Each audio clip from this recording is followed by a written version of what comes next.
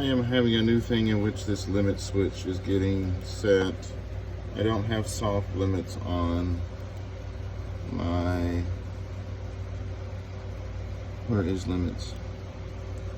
Their default, I mean, it's 100 and 100. I'm assuming since the native measurement is in inches, I'm not sure what's going on, and this keeps happening. Also, this doesn't sound like it used to at all. It sounds like there's a lot of, I hear like a lot of chatter or something. And then there again, it triggered some limit switch, but it was already there in the previous jog.